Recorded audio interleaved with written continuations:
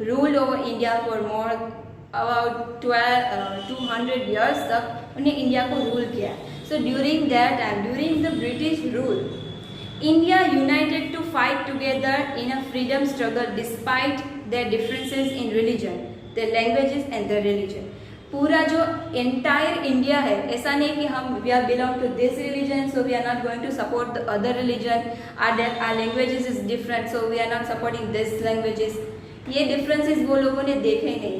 Entire India एकजुट मिल के ये फाइट की थी अगेंस्ट द ब्रिटिश। ओके, चाहे वो कोई भी हो, मुस्लिम हो, चाहे वो क्रिश्चियन हो, चाहे वो गुजराती हो, कोई भी रिलीजन, चाहे वो हिंदू हो, तो कोई भी रिलीजन के लोग हैं, इंस्पाइट ऑफ उसकी रिलीजन को साइड में रख के they were all together fighting to be free, freedom के लिए फाइट की थी from the to become a free from the British rule. British से खुद को फ्री करने के लिए उन लोगों ने ना ही लैंग्वेजेस ना ही रिलीजन्स के डिफरेंसेस को देखा है, बट टुगेदर एक साथ वो लोगों ने फाइट की थी।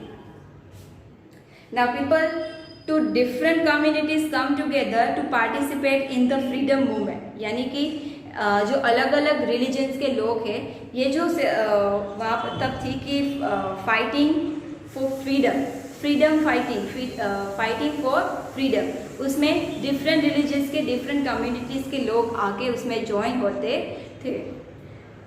Now India's unitedly opposed the British, यानी कि पूरा इंडिया नाउ किससे अगेंस्ट में था? ब्रिटिश रूल के अगेंस्ट में था पूरा इंडिया। यानी कि पूरा इंडिया में जो हिंदुज़म आ जाते, क्रिश्चियन, इस्लाम, बुद्धिज़्म, जैन, सभी लोग उसमें आ जाते हैं। वो together they all are one Indian, they all are againsting the British rule now.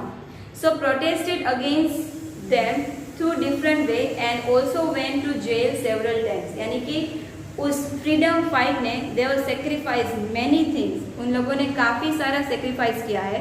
Even वो लोग जेल भी गए हैं because to free themselves, to free her country India from the British rule, they fight so hard कि वो लोग काफ़ी बार jail में भी गए हैं। ठीक है, so British thought that it would be easy to divide and rule over India because of their diversity, यानी कि ब्रिटिश लोग जो है, उन लोगों ने क्या सोच के यहाँ पे रूल किया था काफ़ी टाइम तक, उसने सोचा कि there is a huge diversity, तो हम उसका फ़ायदा उठा के इंडिया में काफ़ी टाइम तक रूल कर पाएंगे। ओके, ये this is the mentality, this is the thought of British के थ्रू थे that because India is diverse, there is a huge diversity over here, so we can take an advantage of that and we can rule India. ये mentality थी British लोगों की। But the Indians proved that even though they are different from each other, they are united and stand as one against the British rule. Okay, so उसके against India ने क्या prove किया कि भले ही there is a variety in religion, variety in languages, in spite of so many differences being each other, even then they fight all together and prove themselves कि India जो है, ये भले उसमें डाइवर्सिटी है बट ये इंडिया एक है। दे हैव प्रूव दैट कि they are one and they all together fight against the British rule. Ultimately we are also successful. Now this has prove that our freedom fighters had immense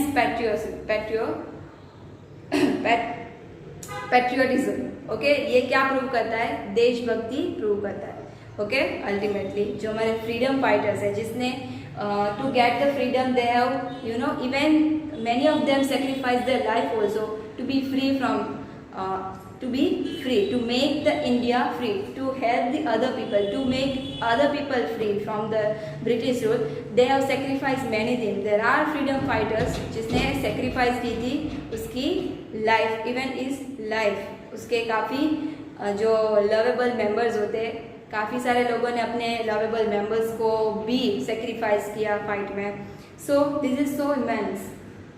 now our national flag, national anthem, national song and national symbol were conceptualised during the freedom struggle. ये जो हमारा national flag है, हमारी national anthem, our national song, our national symbol, it is conceptualised during the freedom struggle. जब हम freedom के लिए struggle, when we were struggling for India, हम इंडिया के लिए स्ट्रगल कर रहे थे, इंडिया के फ्रीडम के लिए स्ट्रगल कर रहे थे, तब ये सभी चीज़ें कॉन्सेप्चुलाइज हुई थी। Okay, conceptualise that time. Now our national song and flag maintained our trust in our unity and integrity despite our diversity. Okay, ये जो हमारा जो नेशनल फ्लैग है, हमारा जो नेशनल सॉन्ग है, उसमें इंटीग्रिटी को और हमारी यूनिटी को मेंशन किया है। The flag was used all over India as a symbol of our unity against the British rule. ये जो फ्लैग है पूरे इंडिया में यूज होता था to againstism of British. The feeling of nationalism and patriotism is important to achieve the pride. ये जो हम दिस काइंड ऑफ थिंग जो हमारी नेशनलिटी, हमारी पेट्रियटिज्म है, ये क्या थे? It is why it is important? It is important to achieve the pride, to achieve the pride and prosperity and glory that we had in our past. ये struggle थी कि वापस हमारी प्रॉस्पेरिटी, हमारी जो ग्लोरी है वापस लाना, जैसे वो सबसे पहले थी। ओके, सो लेट अस, यहाँ पर एक सॉन्ग दिया गया है which is related to unity in diversity. Let's just sing that. रंग रंगीला फूल, रंग रंगीला फूल, अमे सौ रंग रंगीला फूल, अमे सौ रंग रंगीला फूल। भारत माने खोले खिलता, भारत माने खोड़े खिलता रंग रंगीला फूल, भारत माने खोड़े खिलता रंग रंगीला फूल, अमे सौ रंग रंगीला फूल। देश देशना तेज वायु ઝીલી, देश देशना तेज वायु ઝીલી, विविध वेश वाणी तोय एक चा मंकुल, अमे सौ रंग रंगीला फूल। अमे आगे कदम सादा भरिए, अमे आगे कदम सादा भरिए, कदीक पड़ी कदीक अखड़िए, कदीक पड़ी कदीक अखड़िए, तोय ऊभा थई पग मांडी मंजिल, तोय ऊभा थई पग मांडी मंजिल। सुधरी लईने भूल, सुधारी लईने भूल, अमे सौ रंग रंगीला फूल। विश्व आखू कुटुंब छे मारू, विश्व आखू कुटुंब छे मारू, जागे घूमवानुं लागे सौने प्यारू, जागे घूमवानुं जगे घूमवानुं लागे सौने प्यारू। संग गीत ललकारिए, संग गीत ललकारिए, सुरीला मंजूर, सुरीला मंजूर, अमे सौ रंग रंगीला फूल। The beautiful song is that. Now which line is in the song describe unity? ये सभी ये जो लाइन हमने पोएम गाई किया उसमें यूनिटी डिस्क्राइब होती है। ऑब्वियसली ये यहाँ पर यूनिटी डिस्क्राइब होती है। We can make India more prosperous if we work together for its progress and development. Okay, अगर हम उसके प्रोग्रेस और डेवलपमेंट के लिए पूरे मिलजुल के एक साथ अगर हम जो है ट्राई करें तो हम अपने कंट्री के लिए कर सकते हैं। नाउ हमने बात की लैंग्वेजेस की। We have talk about language, that means there are a variety of languages is there. We have also talk about the dance form, the variety of different dance, Kuchipudi, Manipuri, bhangra, giddha. यहाँ पे जो डांस के होते हैं उसके भी 2 टाइप्स होते हैं। There is a classical dance and a folk dance. जो फोक डांस होता है generally it performs in a group. जो फोक डांस होता है जनरली ग्रुप में परफॉर्म किया जाता है ड्यूरिंग द फेस्टिवल टाइम पे, और जो क्लासिकल डांस होते हैं वो हम ऐसे ही नहीं खेल पाते। उसके लिए we need to take a proper उसके लिए प्रॉपर जो ट्रेनर्स होते हैं जिसने उसकी ट्रेनिंग ली होती है उससे ट्रेनिंग लेके we can perform the classical dance also, जिसमें कुचिपुड़ी, मणिपुरी, भरतनाट्यम जैसे डांस फॉर्म आते हैं। और जो अगर हम बात करें फोक डांसेस की तो bhangra, giddha, garba, this kind of things are we can call it a folk dances. Okay, Bihu. Okay, so these are the difference of dance forms. Now अगर हम बात करें कि फूड हैबिट्स की, इंडिया में अलग अलग जगह पे अलग अलग फूड खाए जाते हैं. If we talk about the north India तो वहाँ पे सबसे ज़्यादा वीट खाया जाता है. Same if we talk about the south India तो यहाँ पर सबसे ज़्यादा राइस खाए जाते हैं. Okay, why this kind of difference? So जो इंडिया है, we have learn that India जो यहाँ पे काफ़ी वेराइटी है. ओके, वेराइटी ऑफ लैंडफॉर्म है. सेम वे यहाँ का जो टेम्परेचर, जो क्लाइमेट है which is also different at different places.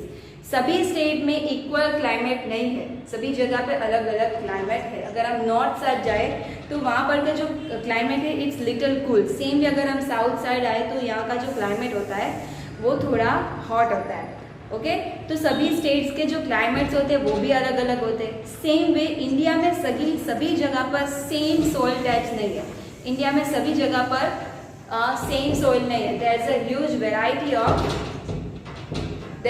Huge variety of landforms. तो उसकी वजह से जो सॉइल है अलग अलग है. There are some parts of India जहाँ पे सैंडी सॉइल है. देयर आर सम पार्ट वहाँ की जो सॉइल है वो बहुत ही फर्टाइल है, like a alluvial soil which is also known as northern lands. Same way black soil होती है which is around the Deccan plateau. तो वहाँ की सॉइल और उसके क्लाइमेट के अकॉर्डिंग जो फूड प्रोसेस, जो क्रॉप प्रोडक्शन होता है वो उसके अकॉर्डिंग होता है. ठीक है, तो उसकी वजह से जो फूड हैबिट्स है सबकी वो भी अलग अलग होती है. ओके, अगर आप राजस्थान में जाओ तो वहाँ के साइड जो सॉइल है वो बहुत ही ड्राई होती है. ओके, और उसका जो क्लाइमेट है वो भी राजस्थान का बहुत ही हॉट है बिकॉज वो या तो बिकॉज ऑफ दैट राजस्थान में बाजरा की रोटी. सेम वे अगर पंजाब में जाओ तो वहाँ का सरसों का साग और मक्के की रोटी खाते हैं. सेम वे गुजरात में वीट और राइस दोनों ही है. ओके, सेम अगर साउथ में जाओ तो वहाँ पर चावल, और केरला, तमिलनाडु, ये जो साउथ पार्ट है वहाँ पर इडली, डोसा, सांभर, मेंदू वड़ा, मतलब most of the things they were using doing coconut from the coconut and rice. Coconut से बनी चीज़ें काफ़ी यूज़ करते हैं वो लोग, और राइस ज़्यादा से ज़्यादा खाते हैं. सेम अगर बंगाली साइड जाए, बंगाल यानी कि ईस्ट साइड जाए तो वहाँ पर सबसे ज़्यादा फेमस क्या है? तो वहाँ पर फेमस है रसगुल्ला एंड या there are some kind of food. उन लोगों के रसगुल्ला, सेवाई, जो उन लोगों का क्या है ना हाईलाइट है, सिग्नेचर डिश हो तो वो है रसगुल्ला. सेम वे गुजरात का फेमस है श्रीखंड. ओके, और सेम वे ऑयल, जो ऑयल्स होते हैं like mustard oil, rice brand oil, तो ये ऑयल भी कोकोनट ऑयल. तो साउथ में मोस्टली कोकोनट ऑयल यूज़ होता है. सेम अगर नॉर्थ साइड जाए तो वहाँ सरसों का तेल यूज़ होता है. Mustard oil, there are some places in India जहाँ के मस्टर्ड ऑयल यूज़ होता है. तो इस तरह से फूड जो उसकी फूड हैबिट्स, फूड जो है यहाँ की फूड की जो आदत है खाने की वो भी किस पे डिपेंड करते हैं? It is fully dependent on the entirely dependent on the food production of India. और food production है वो अलग अलग स्टेट में अलग अलग है. why? Because of the climate and because of the differences of climate and soil in India. Okay, so this is the difference of India. Even though there is much differences, there is much varieties, we all living together like a one. So this is आभार.